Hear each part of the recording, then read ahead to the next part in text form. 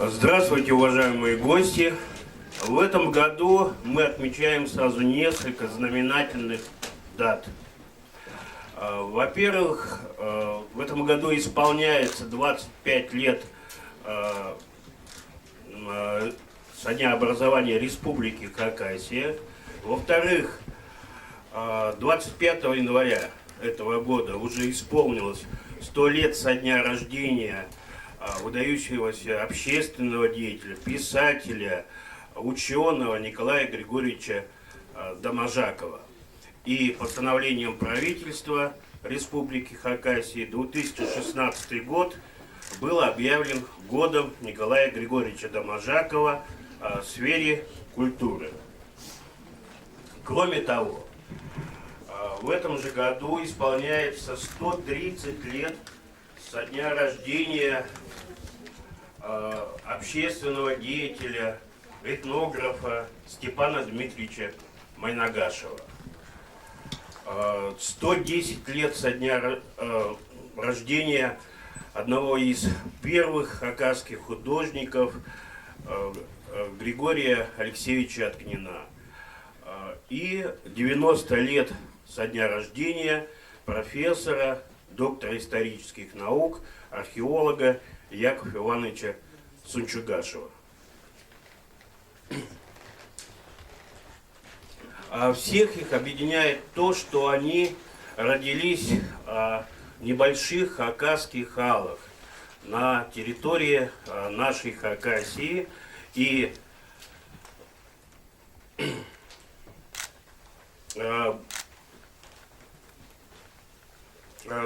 эти алы так талантливо описал в своем романе Николай Григорьевич Доможаков. Так в атмосфере гармонии с природой родились и выросли 4 алыпа хакасской интеллигенции. Сегодня нашему вниманию представлена выставка Хакасского национального краеведческого музея имени Леонида Романовича Кызласова «Великие сыновья далеких алов». Хакасский национальный краеведческий музей является хранителем истории, и данной выставкой показывает огромный вклад этих людей в развитие науки и культуры Хакасии. Хакасские алы. Здесь природа не знает тебя, человек. Спит медведем, доходит тайменем в светлых струях стремительных рек. Композицию «Песня степи» исполняет ученик детской музыкальной школы Александр Трояков.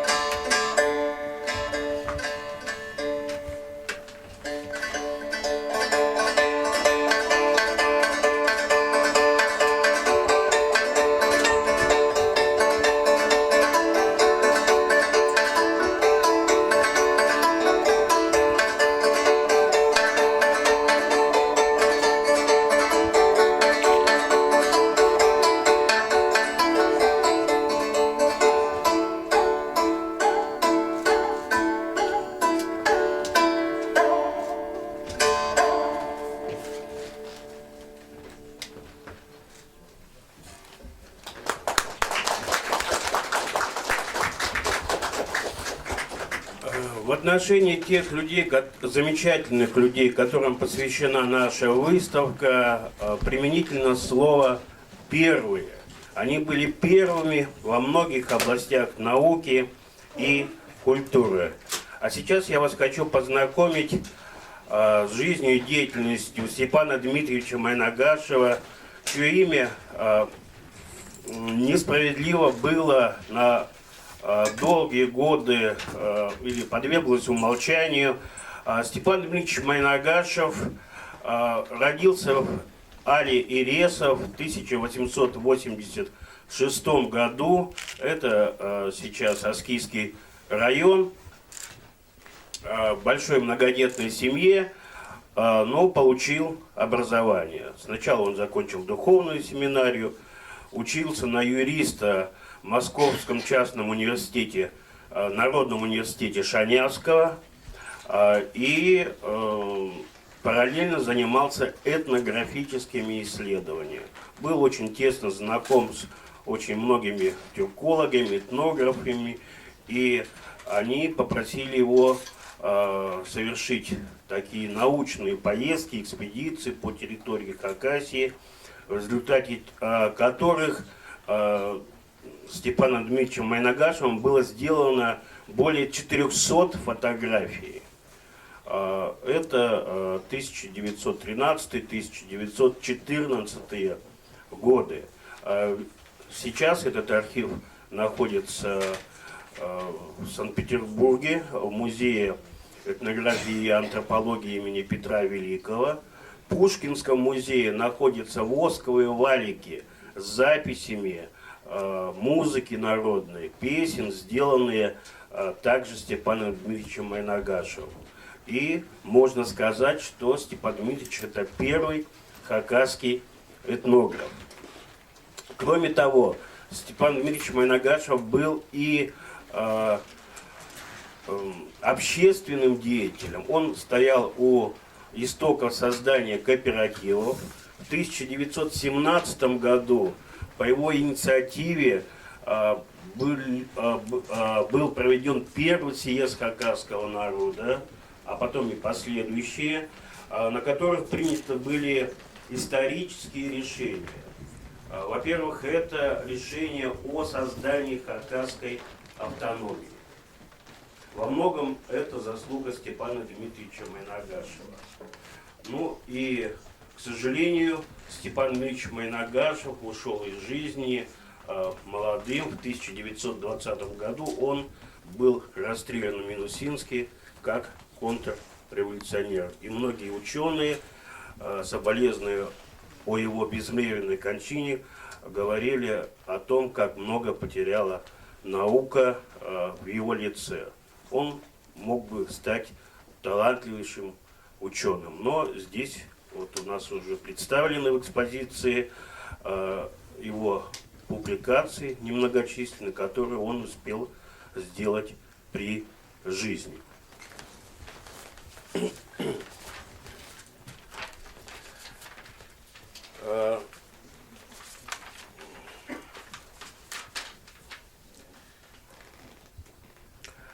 Здесь же представлены у нас фотографии, сделанные Степаном Дмитриевичем Майнагашевым во время его экспедиции.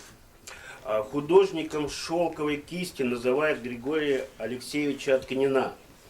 Григорий Алексеевич родился в Але Откнин, а сейчас этого ала не существует. Он находился на левом берегу реки Абакан.